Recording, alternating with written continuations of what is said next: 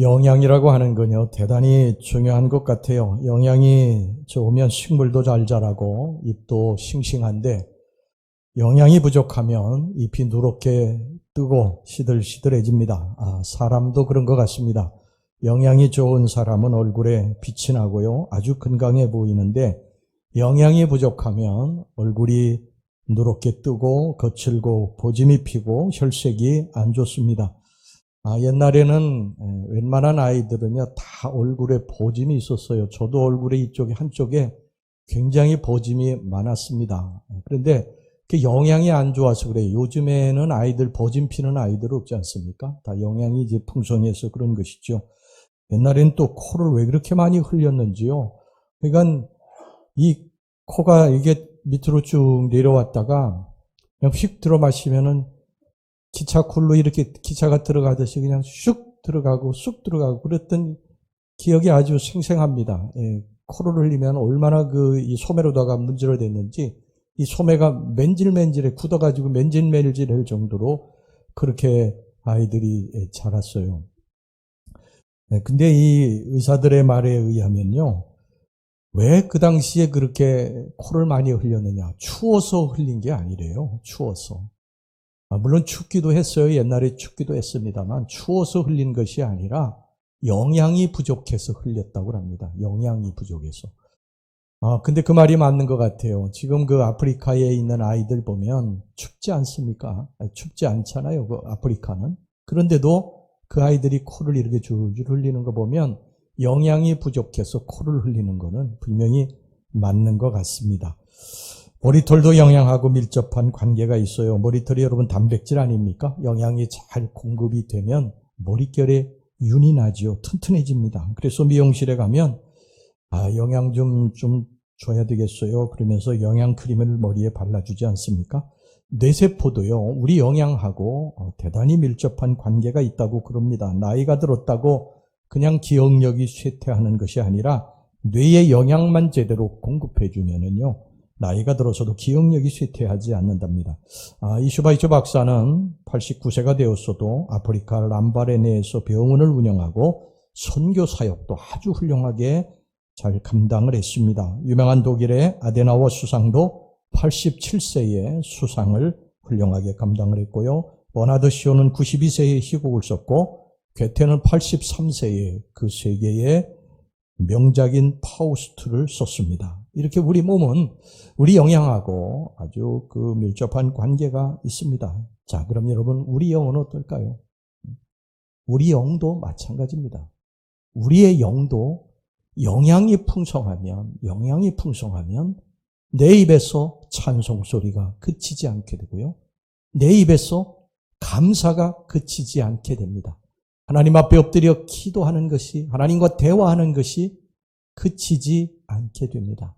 아멘, 아멘. 이 소리가 계속해서 우리들 입에서 자기도 모르게 나오게 되어 있어요. 얼굴에 웃음이 가득하고 기쁨이 충만하고 누구든지 누구와 대화를 하든지 아주 목소리가 명랑하고 기쁘고 행복하고 평안이 있어요. 여러분이 아멘이라고 하는 거, 이 감사라고 하는 게 이게 아무것도 아닌 것 같아도요, 그 사람의 영적인 그러한 수준, 영적인 상태를 진단하는 정확한 바로미터입니다. 우리의 속에 영이 건강하면 나도 모르게 아멘, 나도 모르게 찬송이, 나도 모르게 감사합니다. 이게 그치지 않지만 내 마음에 영이 병들게 되면 아멘 하고 싶어도 절대 입이 열려지지 않습니다. 아멘 못합니다. 아멘 안 하게 돼 있어요. 감사 못해요. 감사 절대 못합니다. 입에서 찬송 절대 안 나옵니다. 뭐가 나올까요? 불평과 원망이 나도 모르게 나와 있어요. 영이 병들었다는 증거입니다. 제가 여의도 교회에서 목회할 때 우리 교회에 그 여의도에서 유명한 그 중국집이 하나 있어요. 신동향이라고 지금도 있는데 아주 여의도에서는 유명한 집이죠. 그 집 여자 사장님이 우리 교회를 나오셨어요. 근데 그분이 대만 분이시거든요. 대만 분이신데 얼마나 아멘을 잘하는지 뭐 정말 이루 말할 수가 없어요. 제가 설교 한 구절 끝날 때마다 아멘! 아멘! 그래가지고 여의도 교회 교인들이 깜짝깜짝 놀라고 그랬습니다. 그래서 제가 그분을 바라보면 힘이 나고 그랬던 기억이 생생합니다. 여러분, 많은 사람들이 육은 굉장히 중요시하게 여겨요. 그래서 조금만 병나면 병원에 달려가고 이 약, 저 약 쓰면서 열심히 치료받습니다. 건강을 지키기 위해서 열심히 운동도 하고 몸에 좋다는 약도 먹고 위생에도 신경 쓰고 비타민도 챙겨 먹고 보약도 철따라 해먹습니다.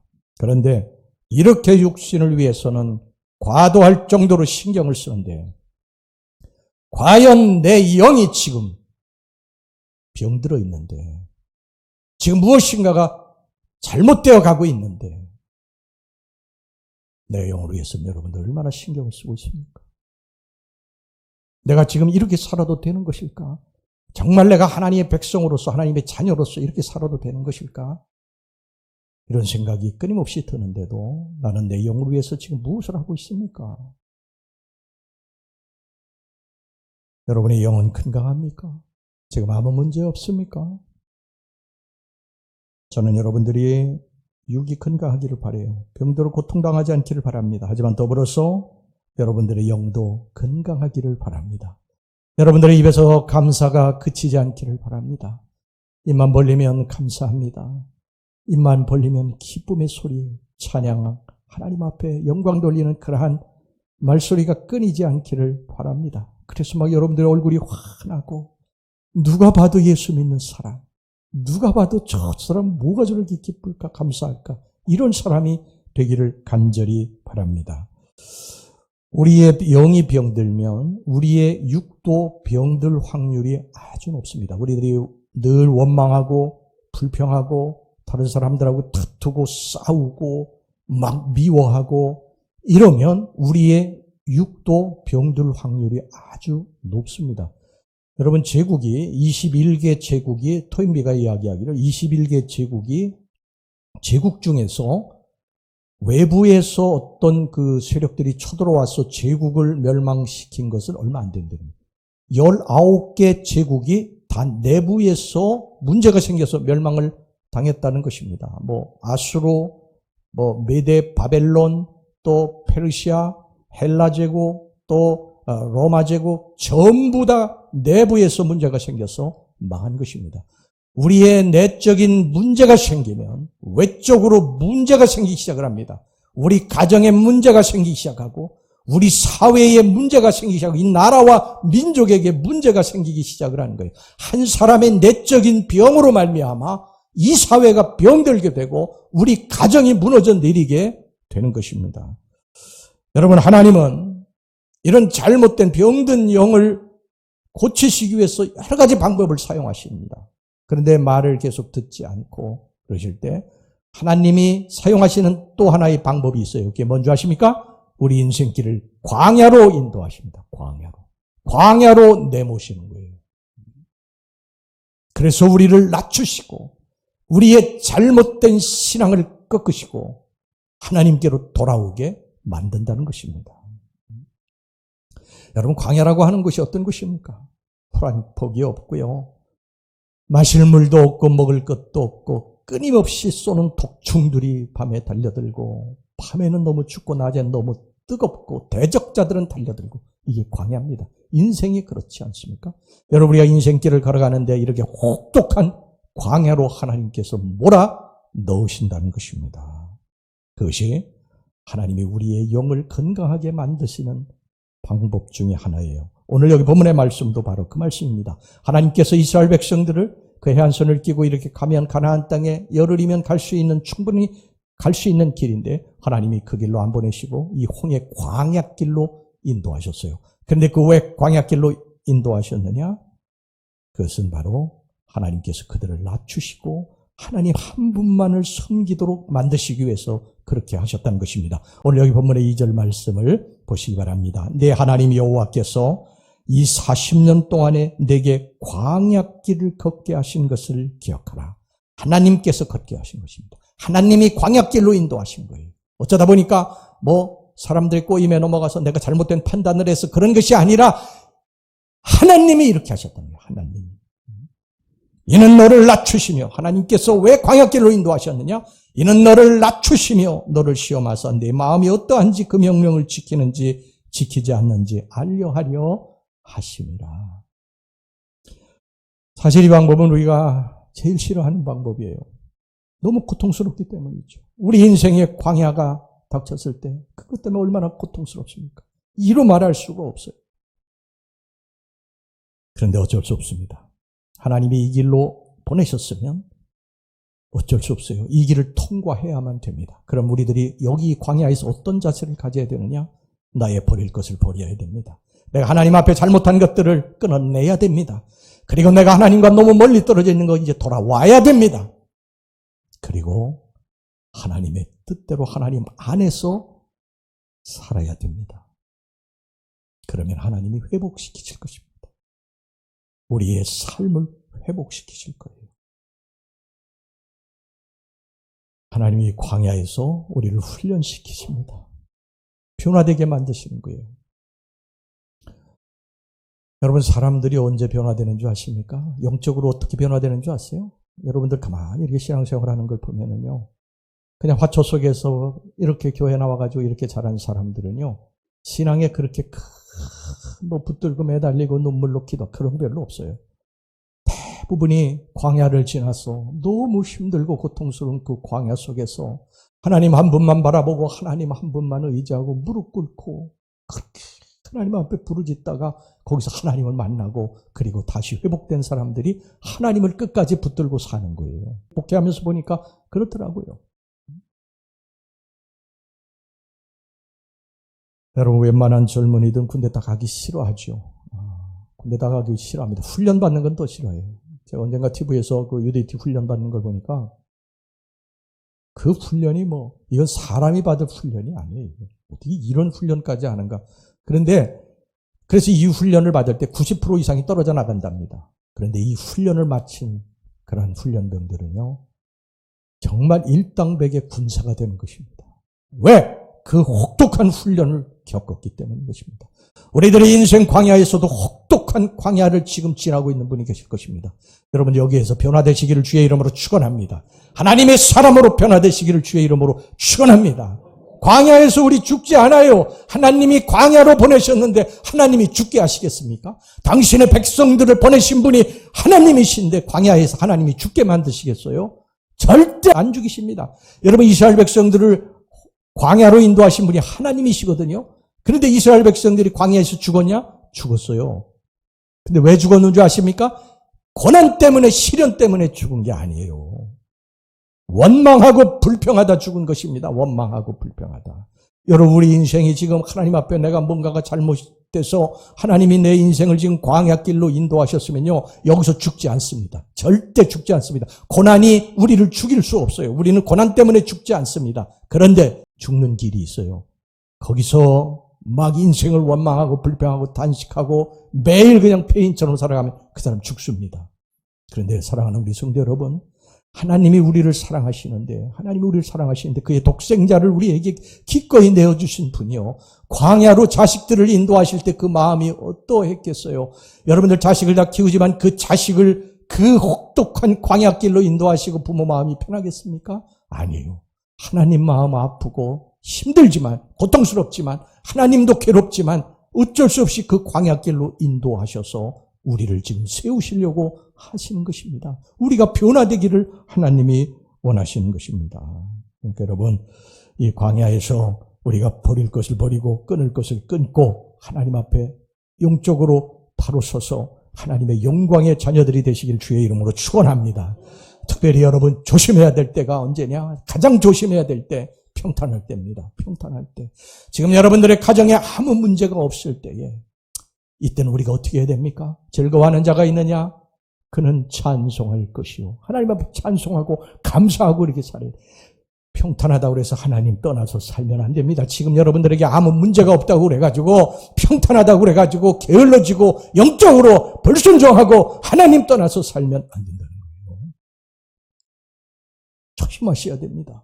정말 우리들이 평탄할 때 조심하셔야 됩니다. 야, 이게 하나님의 은혜구나. 하나님이 도와주셔서 내가 지금 평탄하구나. 이렇게 생각하고 하나님 앞에 감사하고요. 더 잘 믿어야 되는데, 많은 사람들이 거기서 넘어져요. 평탄할 때 넘어집니다. 하나님도 이것에 대해서 굉장히 염려를 많이 하셨어요. 이 부분에 대해서. 왜냐하면 하나님이 이렇게 보니까 우리 인간들이요, 당신의 택한 백성들이 고난 때에 넘어지는 것이 아니라 평탄할 때 넘어지더라는 거예요. 평탄할 때. 모든 일이 잘 될 때 넘어지더라는 거예요. 잘 되면 하나님 감사합니다, 하나님의 은혜입니다 하고 더 잘 믿어야 되는데 그렇지 않더라는 거예요. 여러분, 신명기서 8장 12절에서 14절까지 하나님의 이 마음을 좀 보시기를 바랍니다. 신명기서 8장 12절 14절 우리 다 같이 한번 한 목소리를 읽어보겠습니다. 시작. 내가 먹어서 배부르고 아름다운 집을 짓고 거주하게 되면 또 내 소와 양이 번성하며 내 은금이 증식되며 내 소유가 다 풍부하게 될 때에 내 마음이 교만하여 내 하나님 여호와를 잊어버릴까 염려하노라. 이게 하나님의 마음입니다. 이게 하나님의 마음이에요. 우리가 잘 되면 하나님 감사합니다, 하나님의 은혜입니다. 물론 처음에는 그렇게 하는데 이 평안함이, 이 평탄함이, 이 잘됨이 나를 하나님과 점점 멀어지게 만든다는 거예요.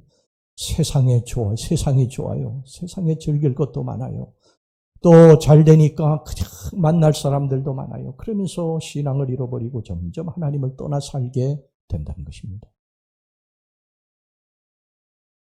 하나님은 우리가 잘 되기를 원하세요. 우리 믿는 백성들이 축복받고 살기를 원하세요. 그런데 한편으로는 당신의 백성들이 축복을 받고 나를 떠날까, 이게 걱정이 되시는 것입니다. 이 하나님 마음을 아프게 해드린 여러분들이 되시면 안 됩니다. 할렐루야. 이게 하나님의 쓸데없는 염려일까요? 아니에요. 쓸데없는 염려가 아니에요. 역사를 보세요. 여러분, 유럽이라고 하는 나라가 어떤 나라입니까? 저 찬란한 문명을 이루었던 나라가 유럽 아닙니까? 바울이 빌립보에 복음을 들고 가서 마게도니아 첫석 빌립보에 복음 전하고 전 유럽이 예수를 믿고 예수 안에서 하나님 붙들고 살아갈 때 유럽의 찬란한 문명이 고도로 발달을 했었어요. 수많은 사람들이 하나님의 축복을 받고 영광과 영화를 누리고 살았습니다. 그런데 그들이 영광과 영화를 누리며 평안하면서 점점 더 하나님 붙잡았던 손을 놓은 것입니다. 그들이 어떻게 된 줄 아세요? 여러분, 교회 예배당을 지금요 술집에다가 나이트클럽에다가 팔아버리고 맙니다. 유지가 안 되는 거예요. 그 엄청난 교회들이 유지가 안 되는 것입니다. 그 엄청난 예배당에 노인들만 몇십 명이 앉아 있어요. 미국도 똑같습니다. 미국은 어떤 사람이 세운 나라입니까? 청교도들이 신앙의 자유를 찾아서 목숨을 내걸고 와서 세운 나라가 바로 이 미국이라는 나라예요. 미국의 뿌리에는 기독교가 있어요. 기독교가. 그런데 지금 며칠 전 신문을 보니까요, 국민일보를 보니까 이번 크리스마스에 하나님 앞에 예배를 안 드리겠다는 사람이 48%예요. 48%. 미국이 어떻게 이렇게 되었습니까? 미국이. 동성애를 받아들이고 교단에서도요.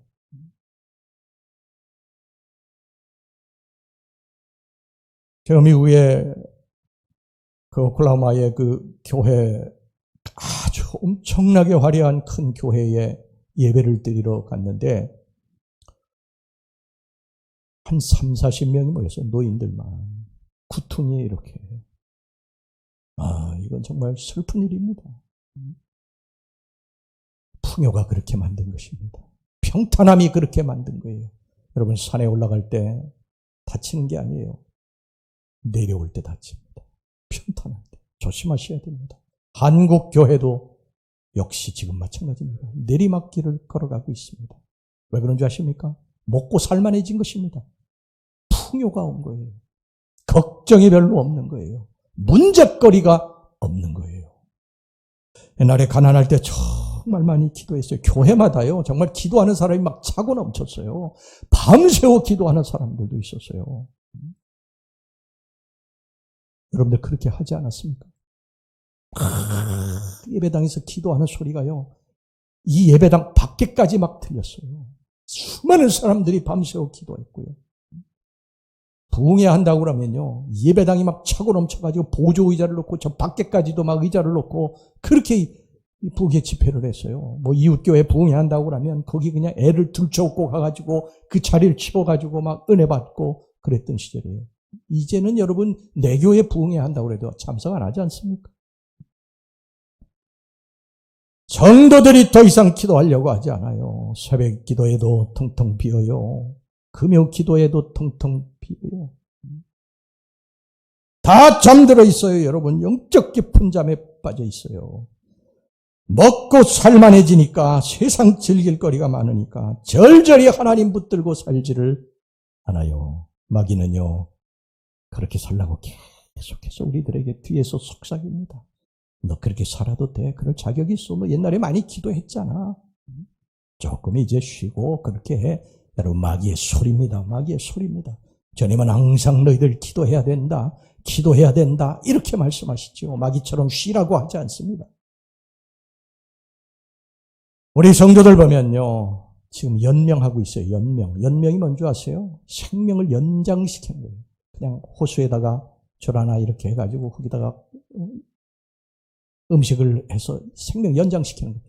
주일날 하루 겨우 참석해가지고 영적인 생명을 연장시키고 있는 모습이에요. 대롱대롱 줄 하나에 매달려가지고. 하나님이 염려하신 그대로가 됐습니다. 내가 먹어서 배부르고 아름다운 집을 짓고 거주하게 되며 또 내 소와 양이 번성하며 내 은금이 증식되며 내 소유가 다 풍부하게 될 때에 내 마음이 교만하여 네 하나님 여호와를 잊어버릴까 염려하노라. 옛날에 훈장들 다 떼버리시기를 바랍니다. 옛날에 무용담들 다 여러분 잊어버리시기를 바랍니다. 옛날에 내가 이렇게 했습니다. 이렇게 했습니다. 다 소용없습니다. 기독교는 옛날이 아니에요. 지금 내가 옛날에 부르짖어 하나님 앞에 기도했으면 지금 기도하고 있는 자리에 있느냐. 내가 옛날에 하나님 사랑하고 살았으면 지금도 하나님 사랑하고 살아가고 있어야 돼요. 지금 우리가 먹고 살만해진 게 도대체 누구 덕입니까? 누구 덕에 우리가 지금 살아가고 있는 거예요. 하나님의 은혜 덕에 우리가 살아가고 있는 거 아닙니까? 그 수많은 사고 가운데 우리를 지켜주신 분이 누구세요? 하나님이십니다. 그 수많은 질병 가운데 지켜주신 분이 누구세요? 하나님이십니다. 우리들의 가정을 지켜주신 분이 누구세요? 하나님이십니다. 내가 잘나서가 아니에요. 내가 이룬 일이 아니에요. 내가 벌어서 사는 게 아니에요. 하나님이 채워주신 것입니다. 하나님의 은혜임을 알고 살아가시기를 주의 이름으로 축원합니다. 조금 살게 됐다고 먹고 살게 됐다고 조금 편안하다고 여러분 게으르고 교만하고 그래서는 안 됩니다. 이게 하나님의 마음이에요. 내가 좀 잘 됐을 때도 내 안에서 살아라.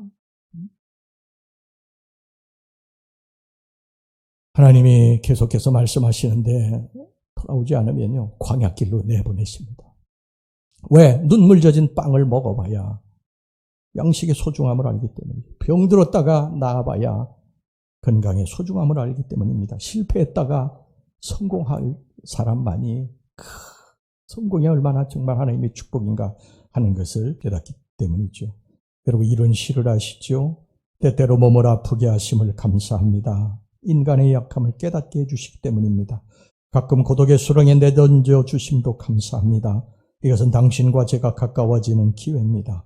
일이 계획대로 안 되게 틀어주심도 감사합니다. 그래서 저의 교만이 반성될 수 있습니다. 아들, 딸이 걱정거리가 되게 하시고 부모와 동기가 짐으로 느껴질 때도 있게 하심을 감사합니다. 그래서 인간의 보람을 깨닫기 때문입니다. 먹고 사는데 힘겨우게 하심을 감사합니다. 눈물로써 빵을 먹는 심정을 이해할 수 있기 때문입니다. 때때로 허탈하고 허무하게 하심을 감사합니다. 영혼에 접근할 수 있는 기회이기 때문입니다. 불의와 허위가 득세하는 시대에 태어난 것도 감사합니다. 당신의 의가 분명히 드러나기 때문입니다. 땀과 고생의 잔을 맛보게 하심을 감사합니다. 그래서 당신의 사랑을 깨닫기 때문입니다. 오직 은혜와 은총에 감사하고 기뻐하면서 감사할 수 있는 마음을 주심을 감사합니다. 여러분 우리가 다 없어졌어요. 다 없어졌는데 내가 하나님 앞에 울면서 통곡하고 거기서 하나님 만났어요. 그럼 여러분 그게 복입니다. 나중에 하나님이 여러분들의 영과 함께 육도 회복시켜 주실 줄로 믿습니다. 내가 병들었다가 주님 앞에 부르짖어 기도하다 살아계신 주님을 만났어요. 그 나중에 복이 될 것입니다. 하나님이 건강도 회복시킬 것이고 여러분들의 영을 풍성하게 채워주실 줄로 믿습니다. 우리 믿는 사람들은요 떡으로만 사는 게 아니에요. 착각해서는 안 됩니다. 여러분들이 하나님을 떠나서 잘 될 것이라고 하는 착각을 해서는 안 됩니다. 떡으로만 살지 않습니다. 우리 인간은 절대 떡으로만 살 수 없어요. 하나님이 창조 때부터 우리를 그렇게 창조하셨어요. 하나님과 함께 살아야 됩니다. 할렐루야. 누가복음 15장의 탕자가 아버지 집으로 돌아올 때 고난이 멈추지 않습니까? 아버지와 함께 살아가는 저와 여러분들이 되시기를 주의 이름으로 축원합니다. 자, 우리가 잘못해가지고 이제 하나님께 심판을 받고 징계를 받고 광야로 들어섰어요. 광야가 얼마나 힘듭니까? 얼마나 고통스러워요. 광야를 겪어본 분들은요, 정말 눈물 아니고서는 하나님 앞에 기도할 수가 없을 정도로 힘들고 어려운 게 우리 인생 광야인데, 여러분 기억하시기 바랍니다. 이 광야는 하나님이 보내셨고 하나님이 뒷짐지고 계시지 않습니다. 그 광야에 하나님이 함께 동행하신다. 여러분 이것을 잊지 마시기를 주의 이름으로 축원합니다. 출애굽 13장 20절에서 22절 말씀을 보시기 바랍니다. 그들이 숫곳을 떠나서 광야 끝 에담의 장막을 지니 여호와께서 그들 앞에서 가시며 낮에는 구름 기둥으로 그들의 길을 인도하시고 밤에는 불 기둥을 그들에게 비추사 낮이나 밤이나 진행하게 하시니 낮에는 구름 기둥 밤에는 불 기둥이 백성 앞에서 떠나지 아니하니라. 떠나지 아니하니라. 낮에는 구름 기둥으로 밤에는 불 기둥으로 하나님께서 광야를 걸어가는 당신이 사랑하는 자녀들과 함께 동행하셨다는 것입니다. 우리는 광야에서 이렇게 외칩니다. 힘들고 어려운데 하나님 어디 계십니까? 하나님 어디 계십니까? 하나님이 계시다면 어떻게 나에게 이렇게 어려움을 주실 수 있습니까? 외칩니다. 하나님은 옆에 계십니다. 이 광야에 여러분들 홀로 걸어가는 것이 아니라 하나님이 여러분들 함께 계셔서 하나님과 함께 동행하셔서 여러분들이 가장 힘들고 어려워서 더 이상 주체할 수 없으면 하나님이 개입하십니다. 그래서 이스라엘 백성들에게 홍해를 갈라주시지 않으셨습니까? 마실 물이 떨어져 반석에서 물을 내시고 하늘에서 만나를 내리시지 않으셨어요. 하나님이 이런 분이세요. 절대 우리를 떠나가지고 뒤에서 뒷짐지고 계시는 것이 아니라 광야길로 걷게 하신 하나님이 그 광야를 너희들이 견뎌야 된다, 버려야 된다, 끊어야 된다. 그러면서 우리들 옆에 계시고 그리고 우리가 감당할 수 없는 위급함을 만나면 하나님이 해결해 주신다는 거예요. 옛날 인디언들이 성년식을 치룰 때에 마지막으로 치르는 의식이 하나 있어요. 그게 뭐냐면 아버지가 아들을 데리고 정글 속으로 들어갑니다. 정글 속으로 들어가가지고 하루를 이제 그 정글 속에서 온전히 밤에 지내게 해요. 그러면 이 아이는요, 그 정글 속에서 들려오는 그 사나운 짐승들 울음소리, 또 쏘는 전갈이라든지 독사라든지 이런 것 때문에 굉장한 두려움 속에서 그날 밤을 지새우게 됩니다. 그래 부들부들 떨면서 그 밤을 지새고 이제 아침이 돼가지고 아침에 찬란한 햇살이 쭉 비추게 될 때 이 아이가 눈을 들어보니까 깜짝 놀랄 모습이 거기 있습니다. 뭔지 아십니까? 자기가 있는 그 맞은편 나무에 아버지가 화살을 그 아들에게 겨누고 있는 거예요. 이게 뭡니까? 그 아들을 밤새도록 아버지가 지키고 있었던 것입니다. 이 아이에게 혹시라도 사나운 짐승이 달려들면 그걸 쏴서 죽이려고, 또 독사라든지 이런 것들이 짐승이 와가지고서는 물으려고 하면 그 독사를 물리시고 이렇게 겨누고 있었던 것입니다. 여러분 광야로 내보내신 분은 하나님이시지만 하나님이 우리를 지키시고 이렇게 인도하시는 것을 여러분 믿으시기를 바랍니다. 하나님이 이스라엘 백성들을 영적 군사로 강하게 훈련시키기 위해서 광야로 내보내셨지만 그 광야에 이스라엘 백성들이 홀로 간 것이 아니라 하나님이 함께 하셔서 그들이 도저히 감당할 수 없는 문제가 생기면 다 해결해 주시지 않습니까? 우리 인생 광야에 여러분 우리가 도저히 감당할 수 없는 문제는 하나님이 해결해 주실 줄로 믿습니다. 그러니까 우리는 어린아이와 같이 평안해야 됩니다. 어린아이와 같이 엄마 뒤에서 총소리가 나고 별의별 소리가 들려도 잠자는 어린아이와 같이 아버지의 품속에서 우리가 평안하게 우리가 지내야 되는 것입니다. 마태복음 6장 27절 너희 중에 누가 염려함으로 그 길을 한 자라도 더 할 수 있겠느냐? 염려하지 말라는 것입니다. 염려하지 말라. 우리 염려하지 맙시다. 할렐루야. 우리 앞에 옆에 뒤에 분들한테 인사합시다. 우리 염려하지 맙시다. 염려하지 맙시다.